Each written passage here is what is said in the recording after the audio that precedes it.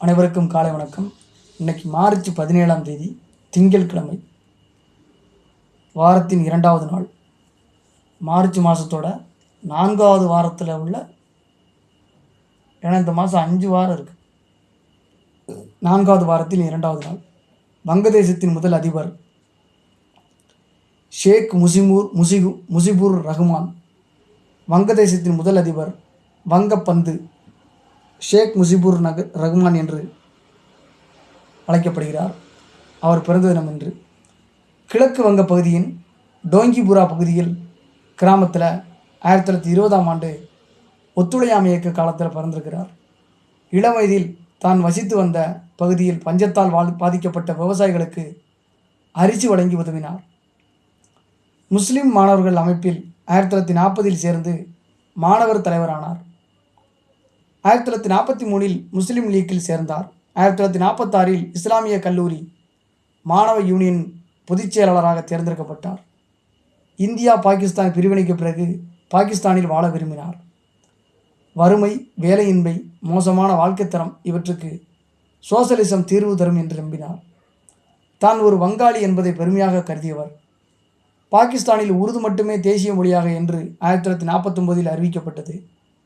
இதற்கு எதிர்ப்பு தெரிவித்து கிழக்கு வங்கத்தில் நடந்த போராட்டங்களுக்கு தலைமையேற்றார். கைது செய்து சிறையில் அடைக்கப்பட்டும் 13 நாட்கள் உண்ணாவிரதம் இருந்தார். மக்கள் ஆதரவு பெருகியதால் விடுதலை செய்யப்பட்டார். அவாமி லீக் கட்சியில் இணைந்தார். 1955இல் சட்டசபை தேர்தலில் வெற்றி பெற்றார்.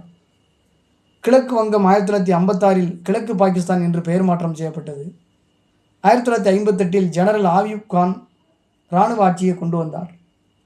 இதை எதிர்த்த முஜிபுர் ரஹ்மான் கைது செய்யப்படுகிறார். சிறையிலிருந்து வெளிவந்த இவரது தலைமறைவு இயக்கத்தை சிறையிலிருந்து வெளிவந்த இவர் தலைமறைவு இயக்கத்தை தொடங்குகிறார். வங்க மக்களின் அரசியல் அதிகாரத்துக்காகவும் கிழக்கு பாகிஸ்தான் விடுதலைக்காகவும் இவர்கள் பாடுபட்டனர். தொடர்ந்து ஜனநாயகம் மறுக்கப்பட்டதால் 6 கோரிக்கைகள் அடங்கிய பிரகடனத்தை 1966இல் வெளியிட்டார். இதில் சுயாட்சி, அரசியல் சுதந்திரம், பொருளாதார உரிமை வலியுறுத்தப்பட்டன. எந்த வேறுபாடுமின்றி அனைத்து வங்காளிகளின் ஏகோபித்த ஆதரவும் கிடைத்ததால் வங்கப்பந்து வங்காளிகளின் நண்பர் என்று போற்றப்பட்டார். 1970இல் நடந்த பொது தேர்தல்களில் அவாமி லீக் அபார வெற்றி பெற்றது. ஆனால் இவர் பிரதமர் ஆவதை இராணுவமும் முக்கிய தலைவர்களும் விரும்பவில்லை. பாகிஸ்தான் அதிபர் யாஹியா கான் இராணுவ சட்டத்தை கொண்டு வந்து அவாமி லீக்கை தடை செய்கிறார். புரட்சி வெடித்தது. ஏராளமானோர் கொல்லப்பட்டனர்.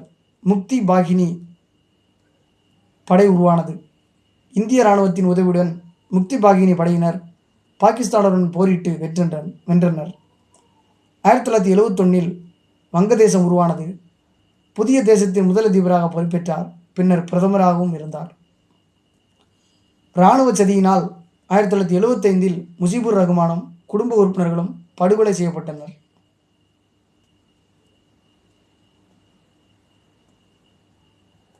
அப்போது அவருக்கு வயது 55 வயது.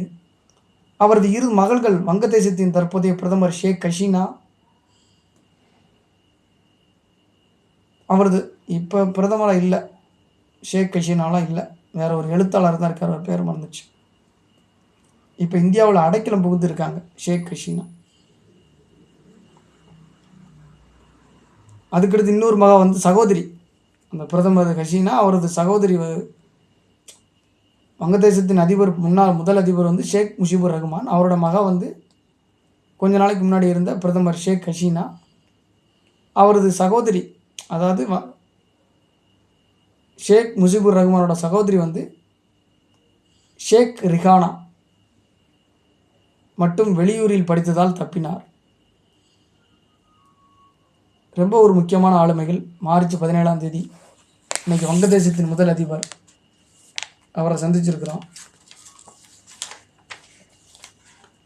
நாளை மார்ச் 18 டீசல் இன்ஜினை கண்டுபிடித்த ஒரு முக்கியமான ஒரு நபரை சந்திக்க இருக்கிறோம். அதற்கடுத்து உலக புகழ்பெற்ற எழுத்தாளர், இப்படி வரிசையாக போய்கொண்டே இருக்கும். இன்னைக்கு மட்டும் ரொம்ப முக்கியமான ஆளுமையை சந்தித்த மகிழ்ச்சியோட இந்த நாள் நிறைவு பெறுகிறது. நன்றி, வணக்கம்.